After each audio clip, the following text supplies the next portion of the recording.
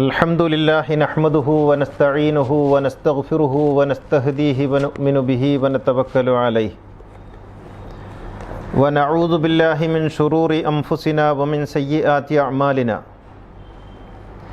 മൻ യഹ്ദില്ലാഹു ഫഹുവൽ മുഹ്തദ് വമൻ യുദ്ലിൽ ഫലൻ തജിദ ലഹു വലിയ്യൻ മുർഷിദാ അഷ്ഹദു അൻ ലാ ഇലാഹ ഇല്ലല്ലാഹു വഹ്ദഹു ലാ ശരീക ലഹു وأشهد أن نبينا محمدًا عبده ورسوله أرسله بالهدى ودين الحق ليظهره على الدين كله ولو كره المشركون اللهم صل على محمد وآل محمد كما صليت على إبراهيم وآل إبراهيم وبارك على سيدنا محمد وعلى آل سيدنا ومولانا وحبيبنا ومنجينا وهادينا ومرشدنا وشفيعنا وإمامنا وقدوتنا وقرة أعيننا محمد كما باركت على إبراهيم وآل إبراهيم في العالمين إنك حميد مجيد يا أيها الذين آمنوا اتقوا الله حق تقاته ولا تموتن إلا وأنتم مسلمون أعوذ بالله من الشيطان الرجيم بسم الله الرحمن الرحيم إنما يريد الله ليذهب عنكم الرجس أهل البيت ويطهركم تطهيرا. ബഹുമാന്യരായ സഹോദരന്മാരെ, സഹോദരികളെ, ജീവിത വിശുദ്ധിയും സൂക്ഷ്മതയും എപ്പോഴും ഉണ്ടായിരിക്കണമെന്ന് എന്നെയും നിങ്ങളെയും ഉണർത്തുകയാണ്. അള്ളാഹു നമ്മെ എല്ലാവരെയും സജ്ജനങ്ങളിൽ ഉൾപ്പെടുത്തി അനുഗ്രഹിക്കുമാറാകട്ടെ.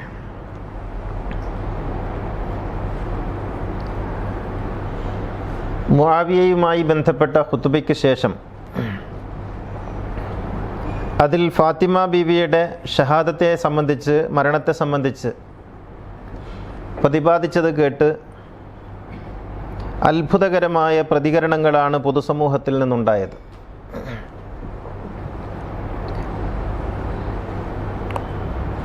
ഫാത്തിമ ബീവി കൊല്ലപ്പെട്ടതാണ് എന്നറിഞ്ഞപ്പോൾ ഉറക്കം വന്നില്ല, നിരവധി ദിവസങ്ങൾ ഉറങ്ങിയില്ല എന്ന് പറഞ്ഞു വിളിച്ചവരുണ്ട്.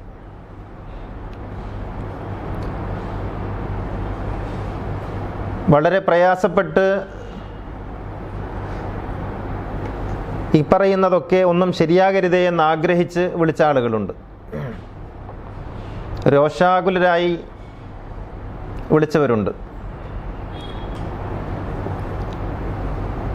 ഇതിൽ നിന്നൊക്കെ ഒരു കാര്യം വ്യക്തമാകുന്നത് പ്രവാചകനോടും പ്രവാചക കുടുംബത്തോടുമുള്ള വിശ്വാസി സമൂഹത്തിൻ്റെ അഗാധമായ ബന്ധം എത്ര ആഴത്തിലുള്ളതാണ് എന്നാണ്.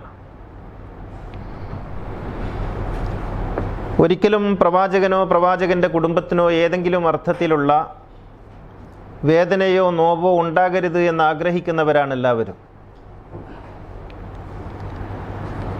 പക്ഷേ ചരിത്രത്തിൽ ഇങ്ങനെയൊക്കെ സംഭവിച്ചിട്ടുണ്ട് എന്നറിയുമ്പോൾ അവരുടെ ഉള്ളിലുള്ള ബിംബങ്ങൾ ഉടഞ്ഞു പോവുകയും യാഥാർത്ഥ്യം ഗ്രഹിക്കുകയും ചെയ്യുമ്പോൾ ഉണ്ടാകുന്ന മനോവേദനയിൽ നിന്നാണ് ഇത്തരത്തിലുള്ള പ്രതികരണങ്ങൾ ഉണ്ടാകുന്നത് എന്ന് നമുക്ക് മനസ്സിലാക്കാൻ കഴിയും. ഈ പ്രതികരണങ്ങളിൽ നിന്ന് മനസ്സിലായത് ഫാത്തിമ ബീവിയുടെ ഷഹാദത്ത് ഒരു സൂചനയായി പറഞ്ഞു പോയാൽ പോരാ, എന്താണ് അവിടെ നടന്നിരുന്നത് എന്ന് സമൂഹത്തോട് വ്യക്തമാക്കേണ്ടുന്ന സമയം എത്തിയിരിക്കുന്നു എന്നാണ് ഞാൻ വിചാരിക്കുന്നത്. ചരിത്രം ഒളിച്ചു വെക്കാനുള്ളതല്ല, അത് വിളിച്ചു പറയാനുള്ളതും മനസ്സിലാക്കാനുള്ളതുമാണ്. ചരിത്രം നാം പറയുമ്പോൾ ചില ആളുകളൊക്കെ ചോദിക്കുന്നത്, ഇയാൾ ഹദീസ് സ്വീകരിക്കാത്തയാളാണല്ലോ, പിന്നെ എങ്ങനെയാണ് ഈ കിതാബുകളിലുള്ളതൊക്കെ സ്വീകരിക്കുന്നത് എന്നാണ്. നാം ഹദീസ് സ്വീകരിക്കാത്ത പ്രശ്നമില്ല, ഹദീസ് പ്രമാണമാക്കാൻ യോഗ്യമല്ല എന്നേ നമ്മൾ പറയുന്നുള്ളൂ. ഹദീസ് പ്രമാണമല്ല. ഒരു ചരിത്രരേഖ എന്ന നിലക്ക് ഹദീസുകളെ നിരൂപണ ബുദ്ധിയ വിലയിരുത്തുകയും പഠിക്കുകയും ചെയ്യുന്നത് നല്ലതാണെന്നാണ് നമ്മുടെ പക്ഷം. എന്ന് മാത്രമല്ല, ഹദീസുകൾ പാടെ നിഷേധിക്കുമ്പോൾ, അങ്ങനെയുള്ള ഒന്നില്ല എന്ന് പറയുമ്പോൾ പ്രവാചകൻ്റെ ചരിത്രപരത നഷ്ടപ്പെടുന്നുണ്ട് എന്ന് നാം പലതവണ മുമ്പ് പറഞ്ഞിട്ടുള്ളതുമാണ്. അതുകൊണ്ട് ഹദീസുകളെ നാം ഇസ്ലാമിൻ്റെ പ്രമാണമാണ് എന്ന് പറയുന്നിടത്ത് മാത്രമേ വിയോജിക്കുന്നുള്ളൂ. ഇസ്ലാമിന് അങ്ങനെ ഒരു പ്രമാണമില്ല. ഹദീസുകൾ പ്രമാണമാകാൻ യോഗ്യവുമല്ല. കാരണം അത് പിൽക്കാലത്ത് ഊഹാധിഷ്ഠിതമായി നിഗമനാധിഷ്ഠിതമായി എഴുതിയുണ്ടാക്കപ്പെട്ടിട്ടുള്ളതാണ്, അതിൻ്റെ എല്ലാ ഭാഗങ്ങളും. അതുകൊണ്ട് തന്നെ അത് പ്രമാണമാകാൻ യോഗ്യമല്ല. എത്രത്തോളം അതിൽ സത്യമുണ്ടോ അതിൻ്റെ 100 ഇരട്ടി അതിൽ അസത്യം കലർന്നിരിക്കുന്നു. എത്രത്തോളം അതിൽ നല്ലത് പറഞ്ഞിട്ടുണ്ടോ അതിൻ്റെ 10 മടങ്ങ് അതിൽ തിന്മയും കൊള്ളാത്തതും പറഞ്ഞിട്ടുണ്ട്. അതുകൊണ്ട് ഹദീസുകളെ നിരൂപണ ബുദ്ധിയ വിലയിരുത്തണം, നിരൂപണ ബുദ്ധിയ അത് സ്വീകരിക്കപ്പെടണം, വിശകലനം ചെയ്യപ്പെടണം. ഈ ഒരു തലത്തിൽ നിന്നുകൊണ്ട് ഹദീസുകളെ നാം സമീപിക്കുമ്പോൾ അതൊരു ചരിത്രപരമായ സൂചനകൾ നൽകുന്ന ഒരു വിജ്ഞാന ശാഖയാണ് എന്നാണ് നാം അഭിപ്രായപ്പെടുന്നത്. അത് തള്ളിക്കളയേണ്ടതോ പൂർണ്ണമായും നിഷേധിക്കപ്പെടേണ്ടതോ അല്ല എന്നർത്ഥം. ഞാനിങ്ങനെയൊക്കെ പറഞ്ഞാലും ഇരുട്ടുകൊണ്ട് ഒട്ടയടക്കാൻ ശ്രമിക്കുന്ന പുരോഹിത വർഗം ഇനിയും ഇനിയും ഇക്കാര്യം പറഞ്ഞുകൊണ്ടേയിരിക്കുമെന്ന് എനിക്കറിയാം. ഹദീസ് നിഷേധി എന്ന വാക്ക് അത് ഞാൻ കാര്യമാക്കുന്നില്ല.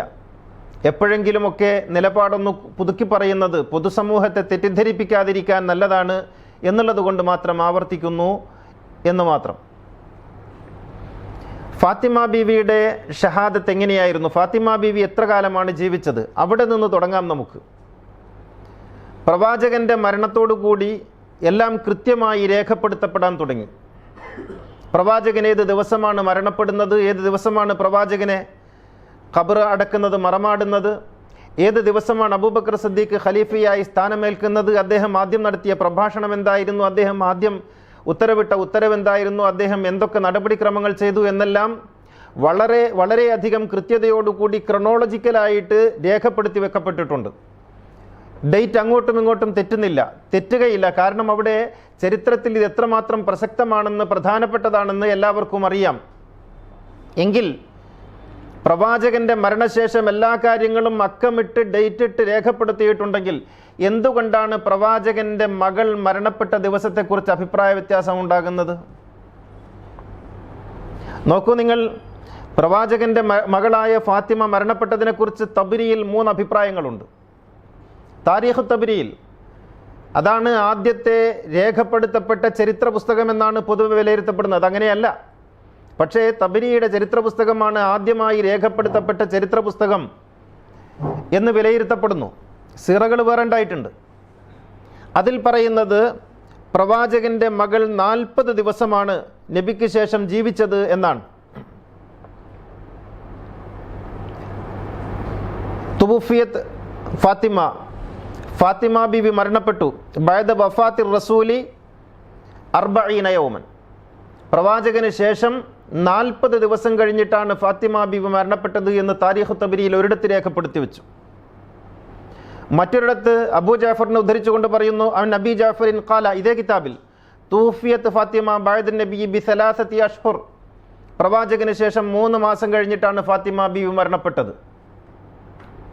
അതേ കിതാബിൽ മറ്റൊരു പേജിൽ എഴുതി വച്ചിരിക്കുന്നു, തൂഫിയത്ത് ഫാത്തിമ ബഅദ നബി സല്ലല്ലാഹു അലൈഹി വസല്ലം ബി6 അഷ്ഹുർ. 6 മാസങ്ങൾക്ക് ശേഷമാണ് ഫാത്തിമ ബീവി മരണപ്പെട്ടത്. 3 അഭിപ്രായം തബ്രി എന്ന കിതാബിൽ ഫാത്തിമ ബീവിയുടെ മരണത്തെ സംബന്ധിച്ച് 40 ദിവസമെന്നും 3 മാസമെന്നും 6 മാസമെന്നും ഒരു കിതാബിൽ ഒരേ ബലത്തിൽ 3 അഭിപ്രായങ്ങൾ വന്നത് എന്തുകൊണ്ടാണ്? അവിടം വരെയുള്ളതൊക്കെ ഓക്കെ. പ്രവാചകൻ ജനിച്ചത് ഏത് ദിവസമാണെന്ന് അറിയില്ല. കാരണം അന്ന് പ്രവാചകൻ ചരിത്ര പുരുഷനാണോ, പ്രവാചകൻ ഇദ്ദേഹം പ്രവാചകനാകുമോ, ചരിത്രത്തിൽ എങ്ങനെയാണ്, ആർക്കൊന്നും അറിയില്ല. പക്ഷേ അവിടെ നിന്ന് ഇങ്ങോട്ടുള്ള പ്രവാചകത്വം ലഭിച്ചതിന് ശേഷം, മദീനയിൽ വന്നതിന് ശേഷം പ്രത്യേകിച്ച് എല്ലാ കാര്യങ്ങളും കൃത്യമായി എഴുതി വെക്കപ്പെട്ടിട്ടുണ്ട്. എല്ലാം വളരെ കൃത്യമാണ്. എന്നാണ് ബദറുണ്ടായതെന്ന് ചോദിച്ചാൽ കൃത്യമല്ലേ ഉത്തരം. ഇങ്ങനെയുള്ള കൃത്യമായി രേഖപ്പെടുത്തപ്പെടുന്ന ഒരു കാലഘട്ടത്തിൽ ഫാത്തിമ ബീവി മരിച്ചതിനെക്കുറിച്ച് കൃത്യതയില്ലാത്തത് എന്തുകൊണ്ടാണ്? ഇപ്പോൾ റമദാൻ മാസത്തിൽ നിങ്ങൾക്കൊക്കെ ഒരു മെസ്സേജ് വരും, ഫാത്തിമ ബീവിയുടെ മരണം എന്ന് പറഞ്ഞിട്ട്. ഫാത്തിമ ബീവി കുട്ടികളെ കുളിപ്പിച്ചു, ഫാത്തിമ ബീവി എന്നിട്ട് വസിയത്ത് ചെയ്തു, എന്നിട്ട് പോയി കിടന്നങ്ങ് മരിച്ചു. ഇതാണ്. റമദാനും ഫാത്തിമ ബീവിയും തമ്മിലൊരു ബന്ധമില്ല. ഫാത്തിമ ബീവിയുടെ മരണമുണ്ടാകുന്നത് റസൂലുള്ളാഹി സ്വല്ലല്ലാഹു അലൈഹി വസല്ലം വഫാത്തായിട്ട് ഏതാണ്ട് 2 മാസം പൂർത്തിയാകുന്ന ഘട്ടത്തിലാണ്. ജമാദുൽ അവ്വലിലാണ് അവസാനം. ആ മാസത്തിലാണ് ഫാത്തിമ ബീവി ഈക്ക് പൊള്ളലേൽക്കുന്നത്. ജമാദുൽ ആഖിർ ആദ്യത്തിലാണ് മരണപ്പെടുന്നത്. അബൂ ഷൈബ എന്ന് പറഞ്ഞ ബുഖാരിയുടെ ഉസ്താദാണ്.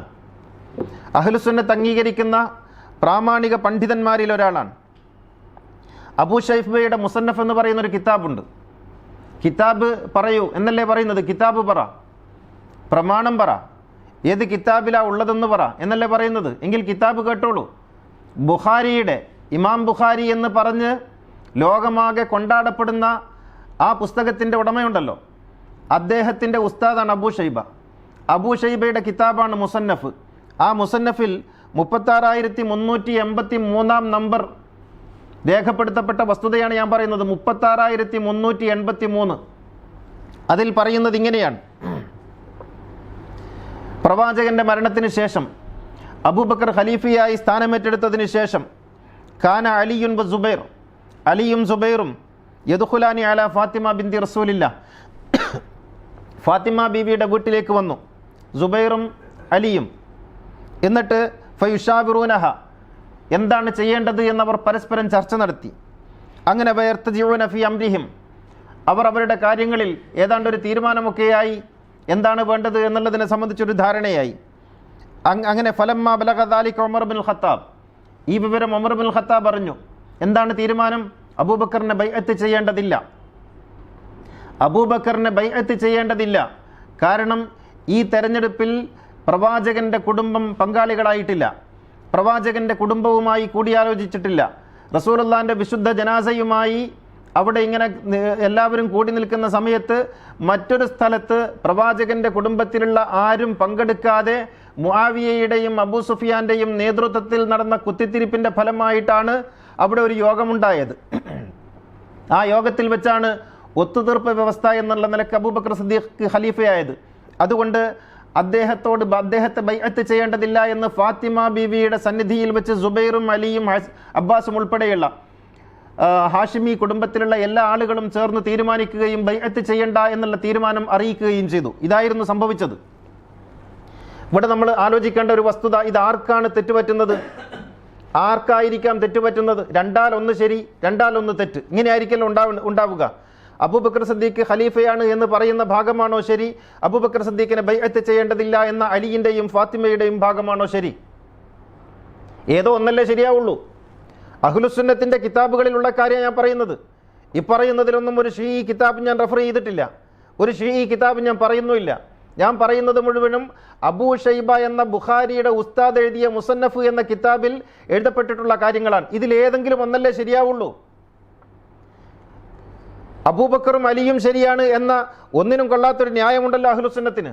അബൂബക്കറും ശരിയാണ്, അലിയും ശരിയാണ്, അതെങ്ങനെ ശരിയാവും? ഒന്നുകിൽ ഖലീഫയായ അബൂബക്കർ ശരി, അല്ലെങ്കിൽ ഖലീഫയാകാൻ യോഗ്യമല്ല, ഈ തെരഞ്ഞെടുപ്പ് രീതി ശരിയല്ല എന്ന് പറഞ്ഞ അലിയുടെ ഭാഗം ശരി, ഏതെങ്കിലും ഒന്നല്ലേ ശരിയാവുള്ളൂ.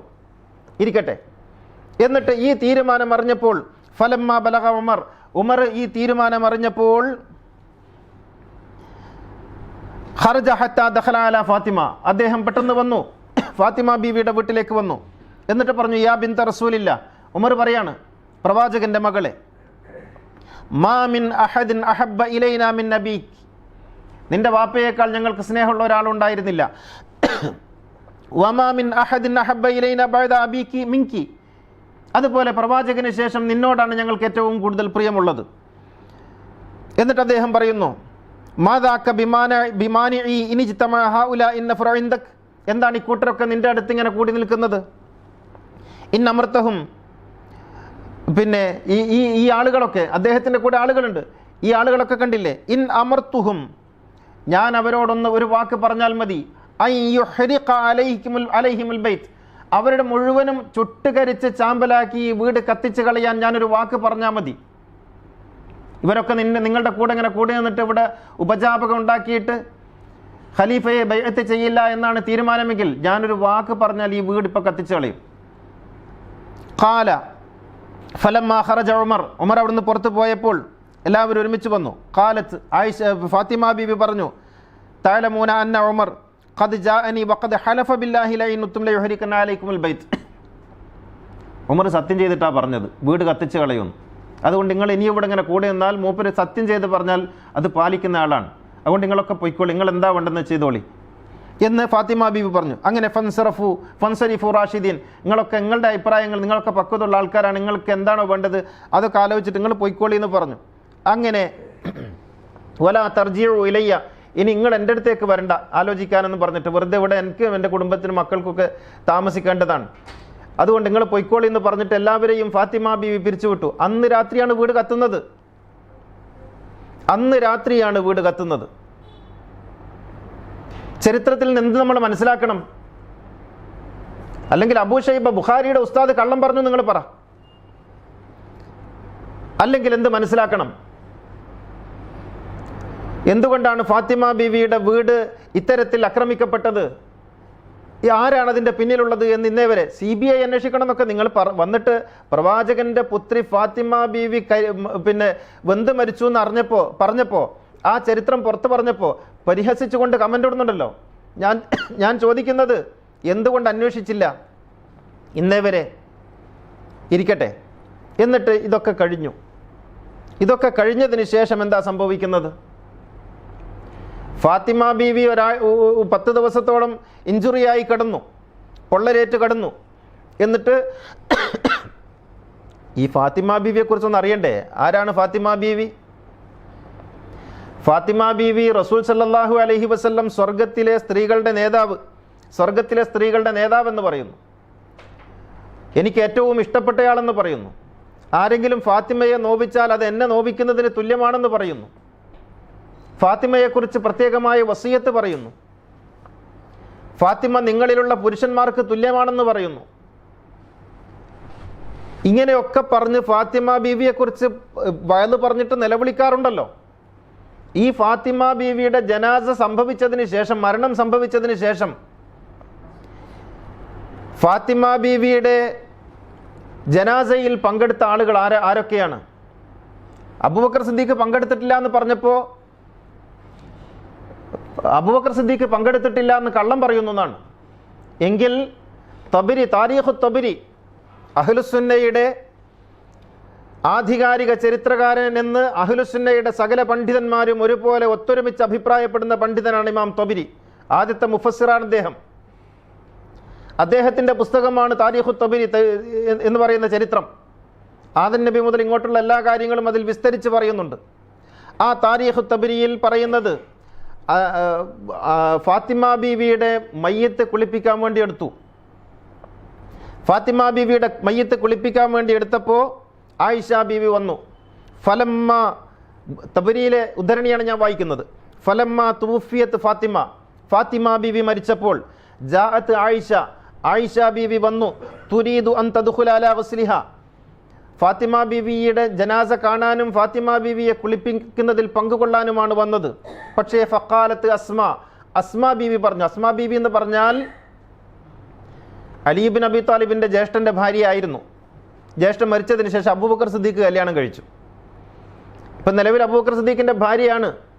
മയ്യത്ത് കുളിപ്പിക്കാൻ, ഫാത്തിമ ബീവിയുടെ മയ്യത്ത് കുളിപ്പിക്കാനും അലി ഇബ്നു അബി താലിബിൻ്റെ കൂടെ അവിടെ നിലകൊള്ളാനും വേണ്ടി വന്ന അലി ഇബ്നു അബി താലിബിൻ്റെ ജ്യേഷ്ഠൻ്റെ ഭാര്യയും ഇപ്പോൾ ഖലീഫയുടെ ഭാര്യയുമായ അസ്മാ ബീവി ആയിഷ ബീവിയോട് പറയുന്നത്, തബ്രി എഴുതി വെക്കുന്നു, ലാ തദ്ഖുലി, ഇങ്ങോട്ട് കടക്കരുത്. ഫർജഅത് ഇലാ അബി ബക്കർ, ആയിഷ ബീവി തിരിച്ച് വാപ്പാൻ്റെ അടുത്തേക്ക് പോയി. എന്നിട്ട് ഫശക്കത്ത് ഇലൈഹി, എന്നെ അങ്ങോട്ട് കടത്തുന്നില്ല, ഫാത്തിമാൻ്റെ മയ്യത്ത് കാണാൻ എന്നെ സമ്മതിക്കുന്നില്ല എന്ന് പറഞ്ഞു. അങ്ങനെ ഫജാ അബൂബക്കർ വീടിൻ്റെ മുറ്റം വരെ വന്നു. ഫവഖഫ അലൽ ബാബ്, വീട്ടിൻ്റെ ആ മുറ്റത്ത് കടക്കുന്നിടത്ത് നിന്നു. എന്നിട്ട് ഫകല്ലമ അസ്മാനെ വിളിച്ചിട്ട് ചോദിച്ചു, എന്താ സംഭവം? അപ്പോൾ ഫഖാലത്ത്, അസ്മാ ബീവി പറഞ്ഞു, ഹിയ അമറത്തിനി ബിഹാദ, എന്നോട് ഫാത്തിമ ആയിഷക്ക് എൻ്റെ മയ്യത്ത് കാണിച്ചു കൊടുക്കരുത് എന്ന് പറഞ്ഞിട്ടുണ്ട്. ഖാല, അബൂബക്കർ പറഞ്ഞു, ഫസ്നഈ മാ അമറത്കി സുമ്മൻ സറഫ, എന്നിട്ട് നിങ്ങൾ ഇഷ്ടം പോലെ ചെയ്യുമെന്ന് പറഞ്ഞ് അബൂബക്കർ സിദ്ദീഖ് തിരിഞ്ഞു പോയി, അവിടെ നിന്നില്ല. ഇത് തബരിയിലുള്ളതാ. തബരിയിൽ മാത്രമല്ല, ഒരുപാട് കിതാബ്, താരീഖുൽ ഇസ്ലാം പോലുള്ള ഷംസുദ്ദീൻ ദഹബിയുടെ താരീഖുൽ ഇസ്ലാം പോലുള്ള ഗ്രന്ഥങ്ങളിൽ ഉൾപ്പെടെ ഇക്കാര്യമുണ്ട്. ബിദായ വന്നിഹായയിലുണ്ട്.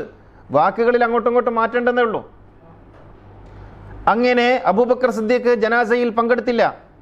ജനാസയിൽ പങ്കെടുത്തത് ഫദ്ലുബ്നു അബ്ബാസിനെ പോലുള്ള ഇബ്നു അബ്ബാസിനെ പോലുള്ള ഏതാനും കുറഞ്ഞ ആളുകൾ മാത്രം, സൽമാൻ അൽ ഫാരിസിയെ പോലുള്ള കുറഞ്ഞ ആളുകൾ മാത്രം,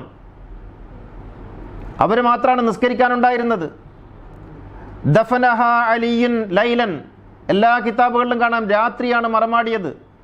എന്നിട്ട് ഈ മുആവിയൻ മതക്കാർ പറയും രാത്രി മറമാടിയത് അത് ഫാത്തിമ ബീവിയുടെ വസിയത്തുണ്ടായിരുന്നു, എന്നെ മയ്യത്ത് കൊണ്ടുപോകുമ്പോൾ ആരും കാണരുത് എന്ന്. ഇവരെ വിചാരിക്കേണ്ടത് നാട്ടിലുള്ളത് പോലെ വലിയ കട്ടിലൊക്കെ കയറ്റിയിട്ട് ഇങ്ങനെ കൊണ്ടുപോവുക കുറേ ദൂരം. ഇത് ജന്നത്തുൽ ബഖിയ എന്ന് പറയുന്നതും ഫാത്തിമ ബീവിയുടെ വീടെന്ന് പറയുന്നതും വിളിച്ചാൽ കേൾക്കുന്ന അകല. ഫാത്തിമ ബീവിക്ക് എവിടെ മറമാടാനായിരുന്നു ഇഷ്ടം? ഫാത്തിമ ബീവിയുടെ ഇഷ്ടം വാപ്പയുടെ ചാരത്ത് കിടക്കണം എന്നായിരുന്നു. പൊള്ളലേറ്റ് കിടക്കുന്ന സമയത്ത് പറഞ്ഞു വാപ്പയുടെ ചാരത്ത് കിടക്കണം എന്നാണ് എനിക്ക് ആഗ്രഹം. പക്ഷെ ഉത്തരവാദപ്പെട്ടവർ അംഗീകരിച്ചില്ല, അനുവദിച്ചു കൊടുത്തില്ല. പേരൊന്നും ഞാൻ പറയുന്നില്ല, നിങ്ങൾ പഠിച്ചു നോക്ക്, ഇതൊക്കെ കിതാബിലുണ്ടല്ലോ. ഉസ്താദുമാരുടെ മൂക്കിന് പിടിക്ക്, മൗലവിമാരുടെയും പണ്ഡിതന്മാരെന്ന് പറയുന്നവരുടെയും മൂക്കിന് പിടിച്ചിട്ട് നിങ്ങൾ ചോദിക്ക്, ഞങ്ങളുടെ പ്രവാചകന്റെ കുടുംബത്തിന് സംഭവിച്ചത് എന്താണെന്ന് നിങ്ങൾ കിതാബ് വായിച്ചിട്ട് പറയാൻ അവർ ബാധ്യസ്ഥരാണ്. പ്രവാചകന്റെ കുടുംബത്തിന് സംഭവിച്ചത് എന്താണെന്ന് അവർ പറയട്ടെ. കള്ളം പറഞ്ഞ് മുആവിയെ ന്യായീകരിക്കാൻ വേണ്ടി കള്ളം പറയുകയാണ് ഇക്കൂട്ടർ. ഫാത്തിമ ബീവിക്ക് വാപ്പാന്റെ ഖബറിനരികിൽ 6 അടി മണ്ണ് വേണമെന്ന് ചോദിച്ചിട്ട് കൊടുത്തില്ല. എന്നിട്ട് ബഖീയിൽ പൊതുശ്മശാനത്തിൽ, ഒരു മോശം സംഗതിയൊന്നുമല്ല, പക്ഷേ കാര്യം അറിയണം നിങ്ങൾ, പൊതുശ്മശാനത്തിലാണ് ഫാത്തിമ ബീവിയുടെ ഖബറുള്ളത്. അവിടെയാണ് മറമാടിയത്. ആയിഷ ബീവിയുടെ വീട്ടിലായിരുന്നല്ലോ റസൂലുള്ളാഹിന്റെ ഖബർ. അങ്ങനെ ഫാത്തിമ ബീവിയെ മറമാടാൻ സമ്മതിച്ചില്ല. രാത്രിയാണ് കൊണ്ടുപോയിട്ട് മറമാടുന്നത്. ഇപ്പറയപ്പെട്ടവരാരും മയ്യത്ത് നിസ്കാരത്തിന് ഉണ്ടായിരുന്നില്ല. ഉണ്ടെന്ന് തെളിയിക്ക്, നിങ്ങൾ ഉണ്ടെന്ന് തെളിയിക്ക്. ഏതെങ്കിലും അഹ്ലുസുന്നത്തിന്റെ ഏതെങ്കിലും ദഈഫായ ഒരു കിതാബ്, ഏതെങ്കിലും അറിയപ്പെടാത്ത ഒരു മനുഷ്യൻ എഴുതിയ ഏതെങ്കിലും ഒരു പൊട്ട കിതാബിൽ ഫാത്തിമ ബീവിയുടെ ജനാസയിൽ അബൂബക്കർ സിദ്ദീഖ് പങ്കെടുത്തിട്ടുണ്ടെന്ന് കാണിച്ചു തരാൻ പറ്റുമോ? ഉമർ അൽ ഫാറൂഖ് പങ്കെടുത്തിട്ടുണ്ടെന്ന് കാണിച്ചു തരാൻ പറ്റുമോ? ഉസ്മാൻ ഇബ്നു അഫ്ഫാൻ പങ്കെടുത്തിട്ടുണ്ടെന്ന് കാണിച്ചു തരാൻ പറ്റുമോ? ഇല്ലെങ്കിൽ പിന്നെ വർത്തമാനം പറയരുത്. ഇത് കിതാബാണ്, നിങ്ങൾ എഴുതിയ കിതാബ്, അഹ്ലുസുന്നത്തിന്റെ കിതാബ്. എങ്ങനെയാണ് ഫാത്തിമ ബീവി മരിച്ചതെന്ന് അറിയണോ? അലി ഇബ്നു അബി താലിബിന്റെ ഒരു ശിഷ്യനുണ്ട്, സുലൈം ഇബ്നു ഖൈസ് അൽ ഹിലാലി. സുലൈം ഇബ്നു ഖൈസ് അൽ ഹിലാലി പ്രവാചകൻ മരണപ്പെടുന്നതിൻ്റെ മുമ്പ് തന്നെ ജനിച്ച, പ്രവാചകൻ മരണപ്പെടുമ്പോൾ 12 വയസ്സുള്ള കുട്ടിയാണ് സുലൈം. പക്ഷേ റസൂലുള്ളാഹിനെ കാണാൻ കഴിഞ്ഞിട്ടില്ല, അദ്ദേഹം കൂഫക്കാരനാണ്. റസൂൽ വഫാത്തായതിനു ശേഷം 2-3 വർഷം കഴിഞ്ഞിട്ടാണ് അദ്ദേഹം മദീനയിലേക്ക് വരുന്നത്. വരുമ്പം 17 വയസ്സ് പ്രായം. ഉമറിൻ്റെ ഭരണത്തിൻ്റെ ആദ്യകാലത്താണ് അദ്ദേഹം മദീനയിൽ വരുന്നത്. മദീനയിൽ വന്ന് അലി ഇബ്നു അബി താലിബിൻ്റെ ശിഷ്യനായി. ശിഷ്യനെന്ന് പറഞ്ഞാൽ അലി ഇബ്നു അബി താലിബ് അദ്ദേഹത്തോട് പറയാത്ത ഒരു കാര്യമില്ല എന്നാണ്. അത്രമാത്രം അലി ഇബ്നു അബി താലിബിൻ്റെ ശിഷ്യത്വം സ്വീകരിച്ച, അബൂദർ ഗിഫാരിയുടെ ശിഷ്യനായിരുന്നു, സൽമാൻ അൽ ഫാരിസിയുടെ ശിഷ്യനായിരുന്നു, മിഖ്ദാദിൻ്റെ ശിഷ്യനായിരുന്നു, അലി ഇബ്നു അബി താലിബിൻ്റെ ശിഷ്യനാണ്. ഇങ്ങനെ സുലൈം എന്ന് പറയുന്ന ഒരു ചെറുപ്പക്കാരൻ്റെ താബികൾ എന്ന് പറഞ്ഞാൽ സഹാബികളുടെ കൂടെ ജീവിച്ച താബി, സുലൈമിൻ്റെ ഒരു പുസ്തകമുണ്ട്, കിതാബു സുലൈം ഇബ്നു ഖൈസ് അൽ ഹിലാലി എന്ന് പറഞ്ഞിട്ടൊരു പുസ്തകമുണ്ട്. ഇസ്ലാമിക ലോകത്ത് ആദ്യമായി എഴുതപ്പെട്ട ചരിത്ര ഗ്രന്ഥം അതാണ്. പക്ഷെ ആ ഗ്രന്ഥം പുറത്തു കാണിക്കൂല. ഈ സുലൈമിനെ കൊല്ലാൻ വേണ്ടി ഹജ്ജാജ് ആളെ അയച്ചപ്പോൾ നാട് വിട്ട് പാരീസിൽ പോയി താമസിച്ചിട്ട് അവിടെ വെച്ചാണ് 76-ാം വയസ്സിൽ അദ്ദേഹം മരിച്ചു പോകുന്നത്. അദ്ദേഹത്തിൻ്റെ പുസ്തകം കണ്ടുകെട്ടി ചുട്ടുകളഞ്ഞു. അതിൽ നിന്ന് എവിടെയോ ആരുടെയോ കൈകളിൽ അവശേഷിച്ച ഒരു പുസ്തകത്തിൻ്റെ കോപ്പി പിൽക്കാലത്ത് സമൂഹത്തിൽ പ്രചരിച്ചു, കിതാബു സുലൈം. അതിൽ പറയുന്നുണ്ട് ഫാത്തിമ ബിവി എങ്ങനെയാണ് മരിച്ചതെന്ന്. അലി ഇബ്നു അബി താലിബ് പറഞ്ഞിട്ട് ഖാല അമീറുൽ മുഅ്മിനീൻ, എൻ്റെ ഉസ്താദായ അമീറുൽ മുഅ്മിനീൻ അലി ഇബ്നു അബി താലിബ് പറഞ്ഞു എന്ന് പറഞ്ഞിട്ടാണ് ഓരോ വാക്കും അദ്ദേഹം എഴുതുന്നത്. അദ്ദേഹം പറയുന്ന ഒരു കാര്യമുണ്ട്. സുലൈം പറയുന്നു, ഇന്ന ഇന്ദി കുത്തുബൻ, എൻ്റെ കയ്യിൽ കുറേ രേഖകളുണ്ട്. ഇദ്ദേഹം ഷിയല്ലേട്ടോ, ഷിയാക്കളൊക്കെ ഉണ്ടാകുന്നതിന് മുമ്പാണ് ഈ സുലൈം. താബിയാണ്, അലി ഇബ്നു അബി താലിബിന്റെ ശിഷ്യനാണ്. അദ്ദേഹം പറയുന്ന ഇന്ന ഇന്ദി കുത്തുബൻ, എൻ്റെ കയ്യിൽ കുറേ രേഖകളുണ്ട്. സമയത്തുഹ അനിസിഖാത്തി, മഹാന്മാരിൽ നിന്നാണ് ഞാൻ അതൊക്കെ കേട്ടത്. വകതബ്തുഹ അൻ അലി ഇബ്നു അബി താലിബ്, ഞാൻ അതൊക്കെ എഴുതി വെച്ചത് അലി ഇബ്നു അബി താലിബ് പറഞ്ഞിട്ടാണ്. അതുപോലെ വാൻ സൽമാനുൽ ഫാരിസി, സൽമാനുൽ ഫാരിസി പ്രവാചകന്റെ ശിഷ്യനായ സൽമാനുൽ ഫാരിസിയിൽ നിന്നാണ് ഞാൻ അതൊക്കെ എഴുതിയെടുത്തത്. അബൂദറിൽ നിന്നാണ് എഴുതിയെടുത്തത്. മിഖ്ദാദിൽ നിന്നാണ് എഴുതിയെടുത്തത്. അവരൊക്കെ പറഞ്ഞിട്ടാണ്. എന്നിട്ട് അദ്ദേഹം പറയുന്നു, അവരൊക്കെ പറഞ്ഞതുകൊണ്ട് ഞാൻ എഴുതി വെച്ചിട്ടില്ല. വലൈസ മിൻഹാ ഹദീസുൻ അസ്മഉഹു മിൻ അഹദിഹിം, ഞാനൊരു ഹദീസും ഇവരാരും പറഞ്ഞതിന്റെ പേരിൽ എഴുതിയെടുത്തിട്ടില്ല. പിന്നെയോ ഇല്ലാ സഅൽതു അൻഹുൽ ആഖർ, ഒരാൾ പറഞ്ഞത് ഞാൻ വേറൊരാളോട് ചോദിക്കും. ഈ കൂട്ടത്തിലുള്ള അലി ഇബ്നു അബി താലിബാണ് പറഞ്ഞതെങ്കിൽ സൽമാൻ ഫാരിസിയോട് ചോദിക്കും, ഇങ്ങനൊരു സംഭവം ഉള്ളത് നിങ്ങൾക്കറിയാവോ? അങ്ങനെ മൂപ്പരും കൂടി ശരിവെക്കും. അപ്പം ഞാൻ വേറൊരാളോട് മറ്റേ ചോദിക്കും, മിഖ്ദാദിനോട് ചോദിക്കും, ഇങ്ങനൊരു സംഭവം ഉള്ളത് നിങ്ങൾക്കറിയാവോ? അങ്ങനെ എല്ലാവരും ഒരുപോലെ ഉണ്ടെന്ന് പറഞ്ഞ കാര്യങ്ങൾ മാത്രമാണ് ഞാൻ ഈ കിതാബിൽ എഴുതിയത് എന്ന് സുലൈം പറയുന്നു. അങ്ങനെയുള്ളൊരു കിതാബുണ്ട്. മുസ്ലിയാക്കന്മാർ പഠിക്കണം. ദർസിൽ പറയുന്ന ഫയലു ഈ പറയപ്പെടുന്ന മുആവിയയും സംഘവും എഴുതി വെച്ച കള്ളങ്ങളല്ല പഠിക്കേണ്ടത്. സുലൈമിനെ പോലുള്ള അലി ഇബ്നു അബി താലിബിൽ നിന്നും മിഖ്ദാദിൽ നിന്നും അബൂദറിൽ നിന്നും സൽമാനിൽ നിന്നും ഒക്കെ കേട്ട് ഒത്തുനോക്കി പരിശോധിച്ച് ശരിയാണെന്ന് ബോധ്യപ്പെട്ടത് മാത്രം എഴുതി വെച്ച കിതാബുണ്ട്. അതിൽ നോക്ക് എങ്ങനെ ഫാത്തിമ ബീവി മരിച്ചതെന്ന്. കണ്ണെന്നറിയാതെ വായിക്കാൻ പറ്റില്ല, കരളിൽ ഉരുകാതെ അത് വായിച്ച് തീർക്കാൻ പറ്റില്ല. അതിലുണ്ട് ചരിത്രം, പ്രവാചകനോട് എന്ത് ചെയ്തു എന്ന്. പ്രവാചകന്റെ അവസാനത്തെ വസിയത്ത് എഴുതി വെക്കാൻ വേണ്ടി കടലാസും പേനയും കൊണ്ടുവന്നപ്പോൾ എന്തുകൊണ്ട് അത് എഴുതി വെച്ചില്ല എന്ന്. എങ്ങനെയായിരുന്നു പ്രവാചകന്റെ കുടുംബത്തെ മുഴുവൻ ഒരു പുതപ്പിന്റെ ഉള്ളിൽ എല്ലാ തഫ്സീറുകളിലുണ്ടല്ലോ. തബരിയിലുണ്ട്, ഖുർത്തുബിയിലുണ്ട്, ഇബ്നു കസീറിലുണ്ട്. എന്താ ഉള്ളത്? പ്രവാചകൻ തൻ്റെ മക്കളെ വിളിച്ചു. ഏത് മക്കളെ വിളിച്ചു? ഫാത്തിമാനെ വിളിച്ചു, ഹസനെ വിളിച്ചു, ഹുസൈനെ വിളിച്ചു, അലിയെ വിളിച്ചു. എന്നിട്ട് റസൂൽ വലിയൊരു പുതപ്പ് കൊണ്ടുവന്നിട്ട് എല്ലാവരെയും കൂടി ഇങ്ങനെ പൊതിഞ്ഞു. അതിൻ്റെ ഉള്ളിൽ റസൂലും കൂടി നിന്നിട്ട് കടന്നു. എന്നിട്ട് പറഞ്ഞു, ഈ 5 ആളുകളുണ്ടല്ലോ, നമ്മളാണ് അഹ്ലുൽ ബൈത്ത്. അതുകൊണ്ട് അല്ലാഹുവേ, ഇവർക്ക് വരുന്ന ബുദ്ധിമുട്ടുകളിൽ നിന്ന് നീ ഇവരെ കാക്കണേന്ന് പ്രാർത്ഥിച്ചു പ്രവാചകൻ. ആ 5 ആളെയും കൊന്നു കളഞ്ഞില്ലേ? റസൂലുള്ളാഹിന്റെ കാര്യം അവിടെ വെക്കട്ടെ. ആദ്യം നിങ്ങൾ ഫാത്തിമാനെ കൊന്നു, പിന്നെ അലിയെ കൊന്നു, പിന്നെ ഹസനെ കൊന്നു, പിന്നെ ഹുസൈനെ കൊന്നു, പിന്നെ ഓരോരുത്തരായിട്ട് കൊന്നില്ലേ? ഏത് മതത്തെക്കുറിച്ച് ഞങ്ങൾ പറയുന്നത്? ഞാൻ ഈ കിതാബിന്റെ ഉദ്ധരണികളൊക്കെ പറഞ്ഞില്ലേ? ഇനി നിങ്ങൾ പറയൂ, ഈ പറഞ്ഞത് കള്ളമാണെന്ന് പറയാൻ സാധിക്കുമോ? എന്നിട്ട് പറയും ഇതൊക്കെ പറയുന്നത് ഷിയാക്കളാണെന്ന്. ഞാൻ ഏതെങ്കിലും ഒരു ഷിയ കിതാബ് ഉദ്ധരിച്ചോ? ഏതെങ്കിലും ഒരു ഷിയ നേതാവിൻ്റെ വാക്കുകൾ പറഞ്ഞോ? ഇല്ലല്ലോ. ഇതൊക്കെ അഹ്ലുസുന്നത്ത് അംഗീകരിക്കുന്ന. ഇങ്ങനെയെങ്കിലും എഴുതി വെക്കാതിരിക്കാൻ കഴിഞ്ഞില്ല എന്നുള്ളതാണ്. കാരണം ഇത് കഴിഞ്ഞിട്ട് കുറച്ച് കാലമായുള്ളൂ. ഇതൊക്കെ എഴുതുമ്പോൾ ആളുകൾ പിടിച്ചു ചോദിക്കും, എന്താണ് അത് എഴുതാതിരുന്നതെന്ന് ചോദിക്കും. ഈ രീതിയിൽ പ്രവാചക കുടുംബത്തെ ഇല്ലായ്മ ചെയ്യാൻ ശ്രമിച്ചിട്ട് അക്കാര്യം വിളിച്ചു പറയുമ്പോൾ കൊഞ്ഞനം കുത്തുന്നുവെങ്കിൽ നിങ്ങളോട് സഹതപിക്കാനല്ലാതെ മറ്റെന്തിനു സാധിക്കും? ഈയൊരു ധാരയിലാണ് മുആവിയൻ മതക്കാർ പ്രവാചകനെയും പ്രവാചകന്റെ കുടുംബത്തെയും ഇല്ലായ്മ ചെയ്യാൻ ശ്രമിച്ച ആ ധാരയിലാണ് യഥാർത്ഥത്തിൽ ഇന്ന് ഈ മുസ്ലിയാക്കൂട്ടം, മൗലവിക്കൂട്ടം, പുരോഹിത വർഗം നിലകൊള്ളുന്നത്. റസൂലുള്ളാഹിന്റെ വഫാത്തിനെ കുറിച്ചുകൊണ്ട് സംശയം ഇല്ലേ? പ്രവാചകന്റെ വഫാത്തിനെ കുറിച്ച് ബുഖാരി എന്ത് പറഞ്ഞു? ഖൈബറിൽ കൊടുത്ത വിഷം തീണ്ടിയിട്ടാണ് റസൂലുള്ളാഹിക്ക് അവസാനം രോഗം വന്നതെന്ന് പറഞ്ഞില്ലേ? ഖൈബറിൽ പ്രവാചകൻ ഒരു പെണ്ണ് വിഷം കൊടുത്തു എന്ന്. ആ പെണ്ണ് വിഷം കൊടുത്തു എന്ന് പറയുന്നതിലൊക്കെ കുറെ ദുരൂഹത ഉണ്ട്. അതവിടെ നിൽക്കട്ടെ. റസൂലുള്ളാഹി അത്രമാത്രം ശ്രദ്ധയില്ലാത്ത ആളാണോ? ഒരു യുദ്ധത്തിന് പോയിട്ട് ആ യുദ്ധത്തിൻ്റെ അഹ്ലുകാരിൽപ്പെട്ട ഒരാൾ റസൂലുള്ളാഹിനെ സൽക്കരിക്കാൻ വേണ്ടിയിട്ട് ഭക്ഷണം കൊടുക്കുമ്പോൾ അതൊന്നും നോക്കാതെ പോയി തിന്നുന്ന എന്താണ് ഒരു ആർത്തിപ്പണ്ടാരാണോ റസൂല്? ഒരു ശ്രദ്ധയില്ലാത്ത യഹൂദ സ്ത്രീയാണ് കൊടുക്കുന്നത്. ഖൈബറിൽ യുദ്ധം ചെയ്യാൻ പോകുന്നത് യഹൂദികളോടാണെന്ന് പറയുന്നു. ആ യഹൂദരോട് യുദ്ധം ചെയ്യാൻ വേണ്ടി പോയപ്പോൾ യഹൂദ സ്ത്രീ ഉണ്ടാക്കി കൊടുക്കുന്ന ഭക്ഷണം കഴിക്കാൻ മാത്രം പൊട്ടനാണോ മുഹമ്മദ്? എന്താ നിങ്ങൾ റസൂലുള്ളാഹിനെ കുറിച്ച് വിചാരിച്ചത്? എന്നിട്ട് അവിടുന്ന് കൊടുത്ത ഈ വിഷക്കഥ അവിടെ ഉണ്ടാക്കി വെക്കണം, ഇപ്പുറത്ത് കൊടുത്ത വിഷത്തിൻ്റെ കാര്യം അറിയാതിരിക്കാൻ.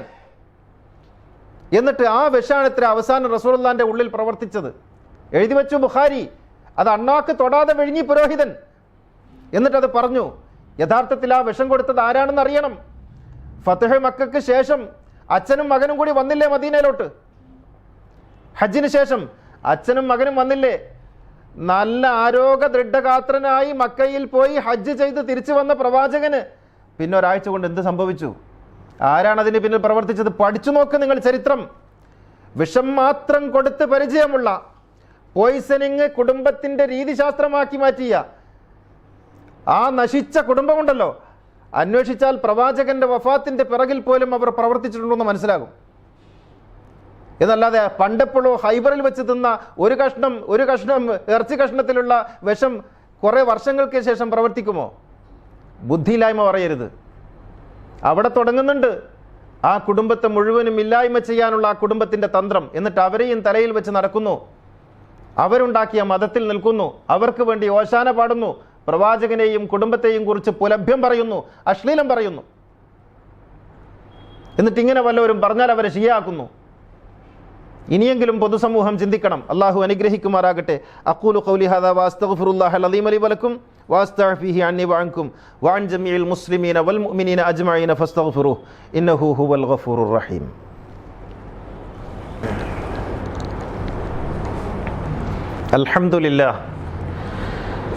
അൽഹംദുലില്ലാഹില്ലദീ ഹദാനാ ലിഹാദാ വമാ കുന്നാ ലിനഹ്തദിയ ലൗലാ അൻ ഹദാനല്ലാഹ്. الصلاة والسلام على سيدنا محمد سيد الكونين محبوب رب المشرقين والمغربين خاتم الأنبياء سيد المرسلين مراد المشتاقين محبوب العاشقين جد الحسن والحسين صاحب الحرمين وابن الذبيحين سيدنا ومولانا وحبيبنا محمد بن عبد الله بن عبد المطلب صلى الله عليه وعلى آله وصحبه الذين جاهدوا بأموالهم في سبيل الله وباعوا نفوسهم لدين الهدى رضي الله عنهم ورضوا عنه ذلك لمن خشي ربه إن الله وملائكته يصلون على النبي يا أيها الذين آمنوا صلوا عليه وسلموا تسليما. സഹോദരികളെ തഖ്വയുള്ളവരായിരിക്കണമെന്ന് ഒന്നുകൂടി ഉണർത്തുകയാണ്. ഈ ചരിത്രങ്ങളൊക്കെ പറയുമ്പോൾ നമ്മളൊരു കാര്യം ഓർത്താൽ മതി. വളരെ പെട്ടെന്ന് കാര്യങ്ങളെ ഗ്രഹിക്കാൻ സാധിക്കുന്ന ഒരു കാര്യമാണത്. അതിതാണ്, ഈ പറയപ്പെട്ടവരൊക്കെ മനുഷ്യരാണ് എന്നുള്ളതാണത്. അബൂബക്കറാണെങ്കിലും ഉമറാണെങ്കിലും ഉസ്മാനാണെങ്കിലും ഒക്കെ മനുഷ്യരാണ്. അലിയാണെങ്കിലും ആരാണെങ്കിലും മനുഷ്യരാണ്. അവർക്ക് ശക്തികളുള്ളതുപോലെ ദൗർബല്യങ്ങളുണ്ട്, ഗുണങ്ങളുള്ളതുപോലെ ദോഷങ്ങളുണ്ട്. അവർക്ക് മഹത്വങ്ങളുള്ളതുപോലെ ചില അധമഭാവങ്ങളുമുണ്ട്. അവർ മാലാഖമാരല്ല, അവർ പ്രവാചകന്മാരല്ല. ഈയൊരു കാര്യം മനസ്സിലാക്കിയാൽ ഈ പറയുന്നതൊക്കെ വളരെ പെട്ടെന്ന് കണക്ട് ചെയ്യാൻ പറ്റും. ആദ്യം തന്നെ ബിംബങ്ങളെ ഉണ്ടാക്കി വെച്ചിട്ട് ഈ പറയുന്നതൊക്കെ കേൾക്കുമ്പോൾ ഹാലളകണ്ട. മനുഷ്യരാണ്, അവർക്ക് ശക്തി ദൗർബല്യങ്ങളുണ്ട്, എല്ലാ പ്രശ്നങ്ങളും അവർക്കുണ്ട്, മനുഷ്യർക്കുള്ള. പക്ഷെ അവർക്ക് മഹത്വം അല്പം കൂടുതലാണ് എന്നേ ഉള്ളൂ. അതുകൊണ്ട് തന്നെ അവർക്ക് കുടുംബപരമായ പ്രശ്നങ്ങളുണ്ട്, പക്ഷപാതമുണ്ട്, ചിലപ്പോൾ അങ്ങോട്ട് ചായും ഇങ്ങോട്ട് ചായും, ഇങ്ങനെയൊക്കെ ഉണ്ട്. ഈയൊരു ആലോചന, ഈയൊരു ബോധം നമ്മുടെ മനസ്സിലുണ്ടാകണം. ആരെക്കുറിച്ച് എന്ത് കേൾക്കുമ്പോഴും അവരൊക്കെ മനുഷ്യരാണ് എന്നുള്ള ബോധം നമ്മൾ റിലാക്സ് ആകാൻ അതൊരുപാട് സഹായിക്കും. നമ്മുടെ മനസ്സിന് ഒരു വലിയ ആഘാതങ്ങൾ ഉണ്ടാകാതിരിക്കാൻ അത് ഒരുപാട് സഹായിക്കും. അല്ലെങ്കിൽ വലിയ പ്രശ്നങ്ങളുണ്ടാകും. പക്ഷെ ഒന്നുറപ്പ്, പ്രവാചകനെയും പ്രവാചകൻ്റെ കുടുംബത്തെയും സ്നേഹിക്കുക എന്നുള്ളത് പ്രവാചകനോടുള്ള ആദരവിൻ്റെയും ബഹുമാനത്തിൻ്റെയും ഭാഗമാണ്. കാരണം പ്രവാചകൻ ആർക്ക് വേണ്ടിയാണ് നിലകൊണ്ടത്? പ്രവാചകൻ മുഹമ്മദ് നബി മാത്രമല്ല, ഈ പ്രവാചകന്മാർ മുഴുവനും, അത് ഈസാ നബി ആകട്ടെ, മൂസാ നബി ആകട്ടെ, ഇബ്രാഹിം നബി ആകട്ടെ, ആരാകട്ടെ, അവരാർക്ക് വേണ്ടി നിലകൊണ്ടു? മനുഷ്യരാശിക്ക് വേണ്ടി. അവരുടെ കാര്യം അവർ മറന്നുപോയി.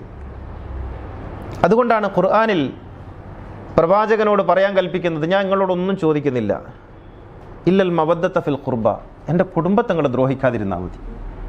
ഇത് റസൂലുള്ളാഹിക്ക് അറിയാം. എൻ്റെ കുടുംബത്തെ നിങ്ങൾ ദ്രോഹിക്കാതിരുന്നാൽ മതി, എൻ്റെ കുടുംബത്തോട് നിങ്ങൾ സ്നേഹം ഉണ്ടായാൽ മതി. ഇതൊരു ദയനീയമായ അപേക്ഷയാണ് ഈ മനുഷ്യ സമൂഹത്തോടുള്ള, നന്ദി കെട്ട വർഗത്തോടുള്ള. എൻ്റെ കുടുംബത്തെ നിങ്ങൾ വെറുതെ വിടണം. ഏത് പ്രവാചകൻ്റെ ഏത് കുടുംബത്തെയാണ് സമൂഹം വെറുതെ വിട്ടിട്ടുള്ളത്? വേട്ടയാടിയിട്ടില്ലേ? ആ വേട്ടയാണ് പ്രവാചകന്റെ കുടുംബത്തിൽ. അതുകൊണ്ടാണ് പ്രവാചകൻ ചരിത്രപരമായ വസ്തുതകളെ മുന്നിൽ വെച്ചുകൊണ്ടാണ് പ്രവാചകൻ പറഞ്ഞത്, ഇല്ലൽ മവദ്ദത്ത ഫിൽ ഖുർബ, നിങ്ങൾ എൻ്റെ കുടുംബത്തെ ഒന്ന് പരിഗണിക്കണം, അവരെ വേട്ടയാടരുത്. പക്ഷേ വേട്ടയാടി കൊന്നു, ചരിത്രം ആവർത്തിച്ചു. അപ്പോൾ ഈ ഒരു ആലോചന ഉണ്ടായാൽ മതി. ശക്തി ദൗർബല്യങ്ങളുള്ളവരാണ് അവരൊക്കെ. അവരൊന്നും മാലാഖമാരല്ല, അവരൊക്കെ പച്ച മനുഷ്യരാണ്. ഒരുപാട് പ്രതീക്ഷകളുള്ള, ആഗ്രഹങ്ങളുള്ള, സ്വപ്നങ്ങളുള്ള, ചിലപ്പോൾ ആർത്തികളുള്ള മനുഷ്യരാണ്. അവർ ചിലപ്പോൾ അതിനൊക്കെ വിധേയപ്പെട്ടു പോയിട്ടുണ്ട്, അടിപ്പെട്ടു പോയിട്ടുണ്ട്. അതിലാണ് ഈ പറഞ്ഞ പ്രശ്നങ്ങളൊക്കെ ഉള്ളത്. പക്ഷേ അതിലൊക്കെ അനുഭവിക്കേണ്ടി വന്നത് പ്രവാചകൻ്റെ കുടുംബമായിരുന്നു. എന്താണ് ഫാത്തിമ ചെയ്ത തെറ്റ്? മുഹമ്മദ് നബിയുടെ മകളായിപ്പോയി എന്നുള്ളത്. എന്താണ് ഹസൻ ഹുസൈനും ചെയ്ത തെറ്റ്? ഫാത്തിമാൻ്റെയും അലിൻ്റെയും മക്കളായിപ്പോയി എന്നുള്ളത്. വേറൊന്നും അവർക്കൊരു തെറ്റുമില്ലല്ലോ, ഒരു കുറ്റവും കാണാനില്ലല്ലോ, ചരിത്രത്തിൽ ആരും പറയുന്നില്ലല്ലോ. ഇതാണ് പ്രവാചക കുടുംബമായി എന്നുള്ളതാണ് അവരൊക്കെ ചെയ്ത തെറ്റ്. അപ്പോൾ പിന്നെ നമ്മൾ ആദ്യം ബിംബങ്ങളെ കൽപ്പിച്ചുണ്ടാക്കി, എന്നിട്ട് ആ ബിംബങ്ങളുടെ മേൽ ഒരു കളങ്കവും ഉണ്ടാവില്ല എന്ന് നമ്മൾ ആദ്യം വിശ്വസിച്ചു, ഈമാനിൻ്റെ ഭാഗമാക്കി. എന്നിട്ട് ഇതൊക്കെ കേൾക്കുമ്പോൾ നമുക്ക് ഹാരടങ്ങുന്നുണ്ട്. അതൊന്നുമല്ല, അവരൊക്കെ മനുഷ്യരാണ്, ശക്തി പോലെ ദൗർബല്യങ്ങളുള്ള, മഹത്വം പോലെ പ്രശ്നങ്ങളുള്ള ആൾക്കാരായിരുന്നു അവരൊക്കെ എന്ന് നമ്മൾ മനസ്സിലാക്കണം. അള്ളാഹു അനുഗ്രഹിക്കുമാരാകട്ടെ. اللهم اغفر للمؤمنين والمؤمنات والمسلمين والمسلمات الأحياء منهم والأموات إنك مجيب الدعوات وقاضي الحاجات طيب ثراهم واجعل الجنة مأواهم ربنا آتنا في الدنيا حسنة وفي الآخرة حسنة وقنا عذاب النار ربنا اغفر لنا ولإخواننا الذين سبقونا بالإيمان ولا تجعل في قلوبنا غلا للذين آمنوا ربنا إنك رؤوف رحيم وآخر دعائي الحمد لله.